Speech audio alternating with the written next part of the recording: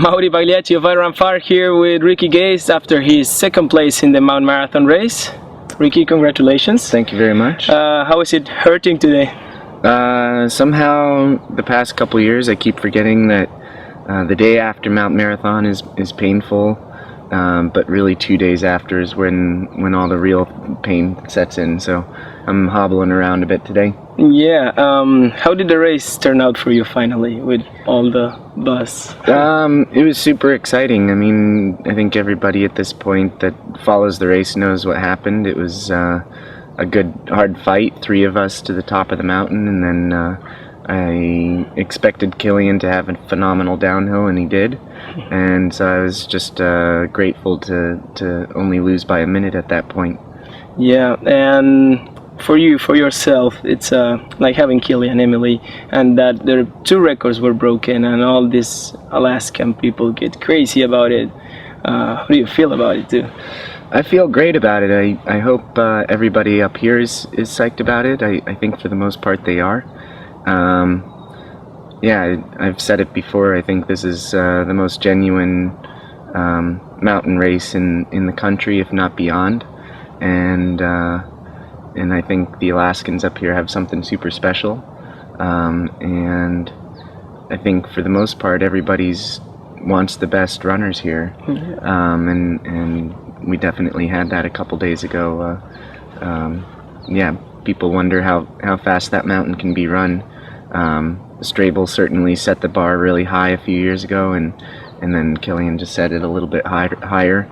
I think in the years to come, it's going to be that everyone's going to train really hard for this race, and I think that I don't think Killian's time is going to stand for 30 years like Bill Spencer's did. I think he's just up the level and gotten the psych going on this race. And then of course the same goes for Emily as well. The women's race was absolutely phenomenal. Yeah, and there were this is my first time in Alaska too, and for this race, and I saw there are a lot of traditions, like before and during and after the race. Can you tell us a bit about the ones we can talk about?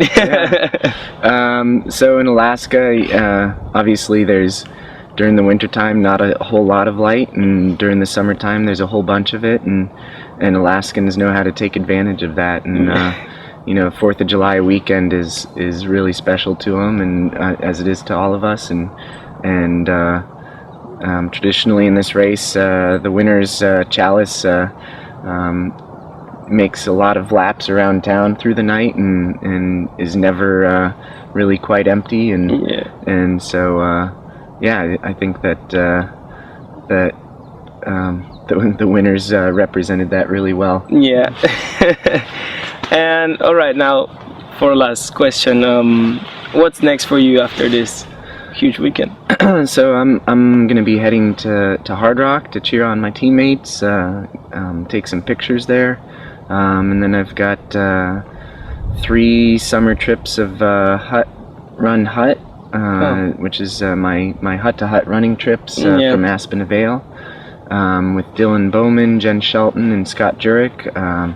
Really excited to catch up with Scott. Yeah, he's doing something great, right? His Appalachian Trail feat right now is just phenomenal. And then Pikes Peak in August, the marathon. I've never done the marathon. I've done the ascent a couple times. I'm really excited to do that. And then a couple small projects, or not small at all, really. But for me, they're not going to garner a ton of attention, but they're near and dear to me. So. Looking at the Elk Mountain Traverse, hitting the 7 Elk Mountain 14ers and around the Aspen area, which is an FKT that Neil Beidelman set back in '96. I know Tony's Krupitschka has been looking at it off and on over the years. This is something that just requires a lot of studying. If it doesn't happen this summer, that's okay. It's going to be super fun though when it does happen. So. All right. Well, thanks very much for your time, and have a great comeback to the US. Yeah. Thank you very much. Thank you.